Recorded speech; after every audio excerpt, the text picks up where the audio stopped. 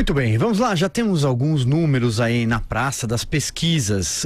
Vamos aos do Datafolha divulgados na noite de ontem. Em votação total, né, em votos válidos, vamos chamar assim, Jair Bolsonaro atingiu 58% contra 42% de Fernando Haddad. O candidato do PSL aparece na frente em quase todos os recortes feitos pelo Instituto. Vera, não vou me estender muito naqueles números sem fins e pesquisas, mas enfim, é o primeiro cenário apontado pelo Datafolha nessa corrida de segundo turno.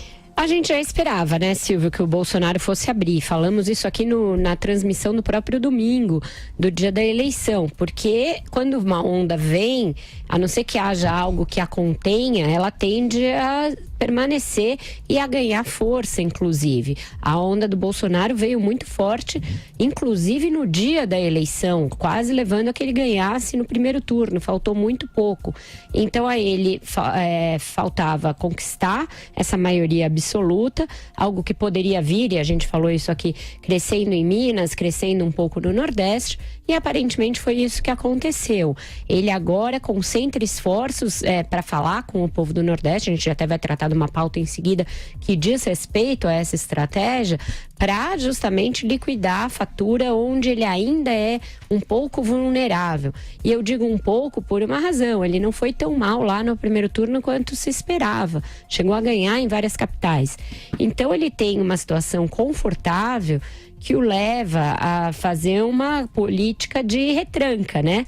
A tática dele é de retranca nesse segundo turno, evitando os debates. Tudo bem, ele tem uma boa justificativa para isso, que é a justificativa médica, mas hoje em dia a tecnologia permitiria um debate remoto, por exemplo, com o Fernando Haddad, algo que poderia ser feito a bem de um confronto direto entre ambos, que não aconteceu nessa campanha até hoje, e evitando falar que os seus aliados falem com a imprensa, deixando que só ele fale.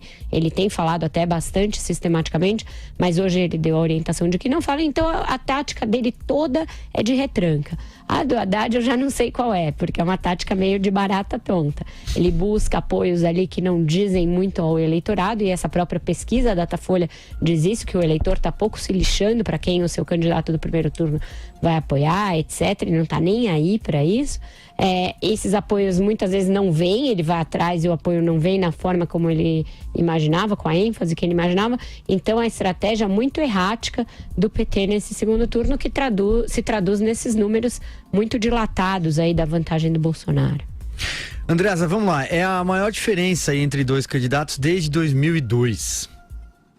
Silvio, a situação do Bolsonaro é muito favorável. A expectativa que eu tenho é que ele cresça como sem precedente no Nordeste, avançando sobre aquela que se transformou numa espécie de cidadela lulopetista no Nordeste, ampliando o poder que ele demonstrou nas capitais nordestinas. Em quase todas o Bolsonaro ganhou, o que podemos considerar sendo essas capitais o centro da opinião pública nordestina, né, dos estados nordestinos, que a partir desse sucesso nas capitais, o seu nome consiga irradiar para o interior dos estados. A minha expectativa é que o Bolsonaro amplie a sua já boa votação no Nordeste, se tornando mais competitivo, avançando sobre aquela média de 30% no Nordeste que ele teve no primeiro turno, e em alguns estados chegando mesmo a ameaçar a liderança histórica lulopetista. Não tenho dúvida de que a tendência no restante do país, no chamado Centro-Sul, é de manutenção, se não de ampliação da sua posição. Os números são muito grandes, de modo que ele caminha, os números indicam isso, todos os extratos de pesquisa indicam isso, para uma vitória muito tranquila, o que o seu adversário, Fernando Haddad, e a campanha do seu adversário nos fazem ver diariamente. A Vera chamou de barata voa, que é um ótimo nome para definir também o desespero, a bateção de cabeça, a incapacidade, que não é só do lulopetismo, é de todos os adversários até aqui, a incapacidade de encaixar um discurso eficiente contra o Jair Bolsonaro, que por sua vez canalizou para si todas as narrativas, ou melhor, todas as demandas do eleitorado brasileiro. a questão da segurança pública, a batalha anticorrupção, simbolizada no anti-lulopetismo, o sentimento anti-establishment, o desprezo ao establishment, que Bolsonaro também capitalizou para si.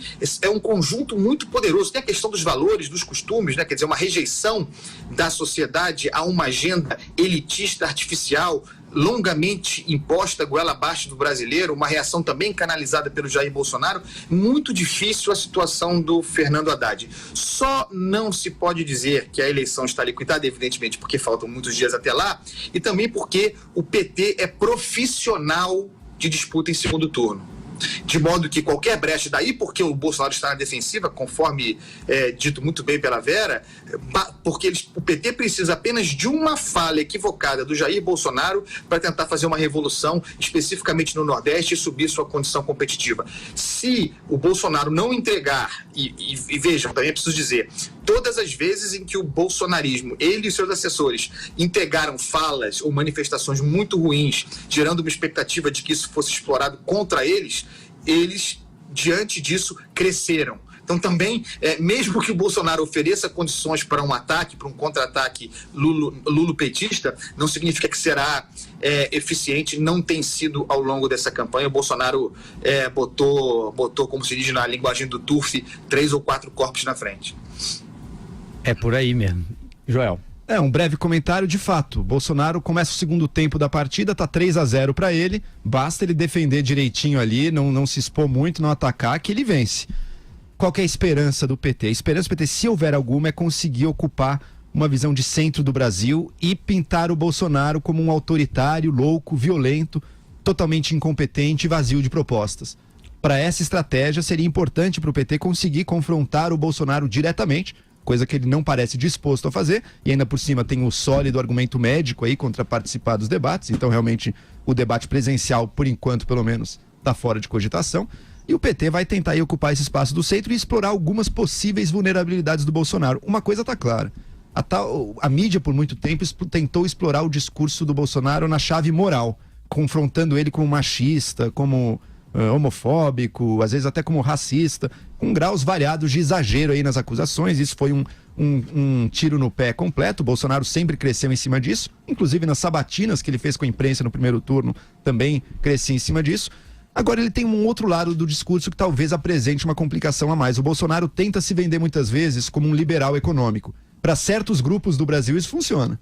Para empresários, para mercado financeiro, embora ele seja meio atrapalhado aí e a Bolsa tenha caído de novo aí, agora que ele disse que não vai privatizar algumas coisas, que a Previdência também não vai rolar do jeito que está, ele se indispôs um pouco com esses grupos. Mas mais do que isso, o discurso liberal econômico, que às vezes um Paulo Guedes fala, ou que às vezes um Mourão fala também, não pega bem com o povão brasileiro. Se você chama o 13º de jabuticaba, se você, como Paulo Guedes, propõe um novo imposto que vai diminuir alíquotas dos ricos e não explica muito bem que também vai estar isentando os pobres, isso é um tipo de discurso que o Bolsonaro está aí tendo que lidar com isso, e a estratégia por enquanto silencia todo mundo. Mas eu imagino que em algum momento alguém da campanha, se não o próprio Bolsonaro, vai ter que falar sobre esses temas também.